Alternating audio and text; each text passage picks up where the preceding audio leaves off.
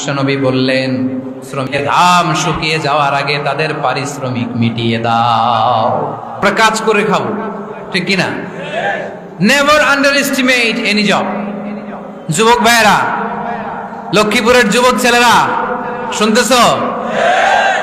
এরকম আওয়াজ করতে হবে, কান খাড়া করে শোনো। Never under estimate any job.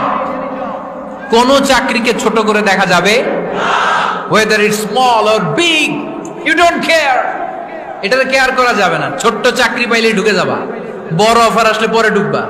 এটা ছোট কাজ, এটা হোটেলের ওয়েটার, এটা ছোট্ট স্টাফ, এটা কেরানি না, কাজ কাজই। কাজের মধ্যে কোনো ছোট বড় নাই।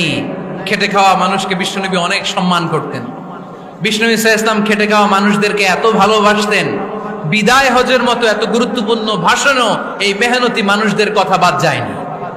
সুবহানাল্লাহ পড়বেন না? দিনটা ছিল জুমাবার। বিষ্ণু ঈসা ইসলাম আরাফাতের ময়দানে দাঁড়িয়ে ঐতিহাসিক একটা ভাষণ দিলেন। এই ভাষণের নাম হলো বিদায় হজের ভাষণ। এই বিদায় হজের ভাষণেও খেটে খাওয়া মানুষের কথা বিশ্বনবী বাদ দেয় নাই। বিশ্বনবী বলেছেন, আরিক্কাকুম, খবরদার, অধীনস্থ কর্মচারীদের সাথে খারাপ আচরণ করো না। আতঈমুহুম মিম্মা তাকুলুন ওয়াকসুহুম মিম্মা তালবিসুন।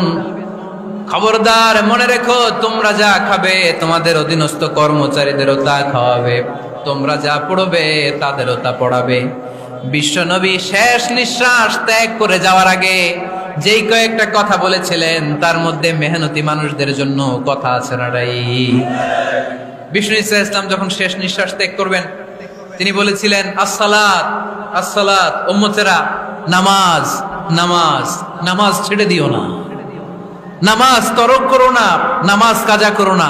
আর বলেছিলেন, ওমা মালাকাত আইমানুকুম, অধীনস্থ কর্মচারীদের সাথে খবরদার খারাপ আচরণ করো না।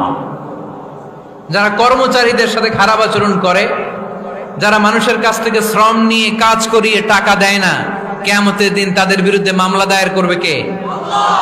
কে করবে? হাদিসে কুদসি সাক্ষী বিষ্ণু ঈসা ইসলাম বলেন, আল্লাহ তাআলা ফরমান, আনা খাসমুহুম সালাসাতুন আনা খাসমুহুম ইয়াউমাল কিয়ামা। তিন শ্রেণীর ব্যক্তির বিরুদ্ধে আল্লাহ বলেন, আমি নিজেই কিয়ামতের দিন মামলা দায়ের করব। I will be against them in the day of judgment. Three categories of people, I will be against them in the day of judgment. তিন শ্রেণীর লোক কিয়ামতের দিন তারা ছাড় পাবে না। আল্লাহ বলেন, আমি নিজেই তাদের বিরুদ্ধে মামলা দায়ের করব। এর মধ্যে এক শ্রেণীর লোক হচ্ছে রাজুলুন ইস্তাআজারা জিরান ফাস্তাউফা মিনহু ওয়া লাম ইউতি আজরা। একজন শ্রমিক ভাড়া করে তার কাছ থেকে কাজ নিয়েছে, কিন্তু তার